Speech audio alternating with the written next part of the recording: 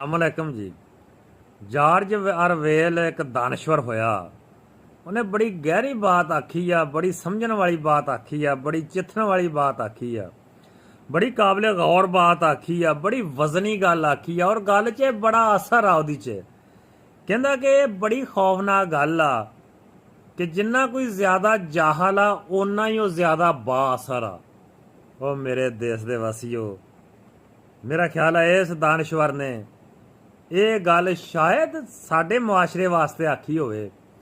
ਅੱਜ ਅਸੀਂ ਅਗਰ ਆਪਣੇ ਆਸੇ-ਪਾਸੇ ਨਜ਼ਰ ਮਾਰੀਏ, ਵੇਖਿਆ ਹੋਵੇਗਾ ਕਿ ਜਿਹੜੇ ਲੋਕ ਜਹਾਲਤ ਤੇ ਖੜੇ ਆ ਉਹ ਕਿੰਨੇ ਬਾਅਸਰ ਆ, ਉਹਨਾਂ ਦਾ ਅਸਰ ਕਿੰਨਾ ਵਾ, ਉਹ ਕਿੰਨੀ ਹੱਡ ਧਰਮੀ ਨਾਲ ਆਪ ਦੀ ਗੱਲ ਤੇ ਅੜੇ ਰਹਿੰਦੇ ਆ। ਹਾਲਾਂਕਿ ਹੁੰਦੀ ਜਹਾਲਤ ਦੀ ਬਾਤ ਆ, ਹੁੰਦਾ ਉਹ ਬਾਤਲ ਆ, ਇਹਦੇ ਬਾਵਜੂਦ ਆਪਣੀ ਗੱਲ ਤੇ ਅੜੇ ਰਹਿੰਦੇ ਆ। ਜਾਰਜ ਅਰਵੇਲ ਨੇ, ਦਾਨਸ਼ਵਰ ਨੇ ਇਸ ਗੱਲ ਨੂੰ ਖੌਫਨਾਕ ਲਿਖਿਆ ਵਾ। ਉਹਨੇ ਕਿਹਾ ਕਿਸੇ ਵੀ ਮੁਆਸ਼ਰੇ ਦੀ ਤਬਾਹੀ ਵਾਸਤੇ, ਕਿਸੇ ਦੇ ਵੀ ਮੁਆਸ਼ਰੇ ਦੇ ਬੈਕ ਜਾਣ ਵਾਸਤੇ, ਕਿਸੇ ਵੀ ਮੁਆਸ਼ਰੇ ਦੇ ਫੇਲ ਹੋਣ ਵਾਸਤੇ, ਕਿਸੇ ਵੀ ਮੁਆਸ਼ਰੇ ਦੇ ਨਕਾਰਾ ਤਬਾਹ ਬਰਬਾਦ ਹੋਣ ਵਾਸਤੇ ਇਹ ਬਾਤ ਬੜੀ ਖੌਫਨਾਕ ਆ ਕਿ ਜਿੰਨਾ ਕੋਈ ਜਾਹਲ ਆ ਓਨਾ ਹੀ ਕੋਈ ਬਾਅਸਰ ਵਾ, ਕਿ ਮੁਆਸ਼ਰਾ ਉਹਨੂੰ ਓਨਾ ਬਾਅਸਰ ਸਮਝਣ ਡੈ ਪਵੇ।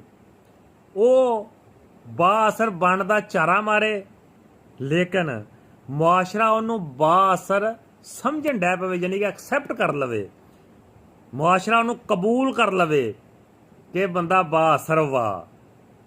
ਜਾਰਜ ਅਰਵੇਲ ਇਹਨੂੰ ਖੌਫਨਾਕ ਬਾਤ ਕਹਿ ਰਿਹਾ ਵਾ, ਜਦੋਂ ਕਿ ਕੁਰਾਨ ਪਾਕ 'ਚ ਵੀ ਇਹੀ ਇਸ਼ਾਰੇ ਆ, ਅਹਾਦੀਸ ਨਬਵੀ 'ਚ ਵੀ ਇਹੀ ਲਿਖਿਆ ਹੋਇਆ ਵਾ, ਔਲੀਆ ਅੱਲਾ ਦੀਆਂ ਕਿਤਾਬਾਂ 'ਚ ਵੀ ਇਹੀ ਗੱਲ ਲਿਖੀ ਹੋਈ ਆ ਕਿ ਜਦੋਂ ਜਾਹਲ ਮੁਸੱਲਤ ਹੋ ਜਾਣਗੇ, ਅਜ਼ਾਬ ਦਾ ਦੌਰ ਹੋਏਗਾ, ਅੱਲਾ ਦੀ ਨਾਰਾਜ਼ਗੀ ਦਾ ਦੌਰ ਹੋਏਗਾ।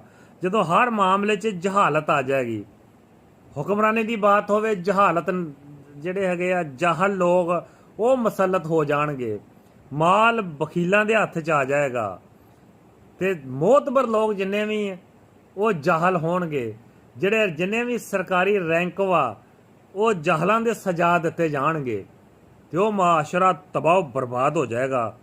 ਉਹਨੂੰ ਤਬਾਹ ਬਰਬਾਦ ਹੋਣ ਤੋਂ ਕੋਈ ਨਹੀਂ ਰੋਕ ਸਕਦਾ, ਕੋਈ ਨਹੀਂ ਬਚਾ ਸਕਦਾ। ਬਲਕਿ ਇਸ਼ਾਰੇ ਇਹ ਆ ਕਿ ਜਦੋਂ ਉਹ ਰਿਹਾ ਆ, ਉਹ ਲੋਕ, ਉਹ ਆਵਾਮ, ਉਹ ਕੌਮ ਉਹਨਾਂ ਨੂੰ ਤਸਲੀਮ ਕਰ ਲਊਗੀ, ਫਿਰ ਬਰਬਾਦੀ ਲੱਥ ਜਾਏਗੀ। ਉਹ ਮੇਰੇ ਦੇਸ਼ ਦੇ ਵਾਸੀਓ, ਆ ਜਾਓ ਗੌਰ ਕਰਕੇ ਵੇਖ ਲਈਏ, ਕਿਤੇ ਆਪਣੇ ਵੀ ਆਸੇ ਪਾਸੇ ਇਹੋ ਕੁਝ ਨਹੀਂ ਹੋ ਰਿਹਾ।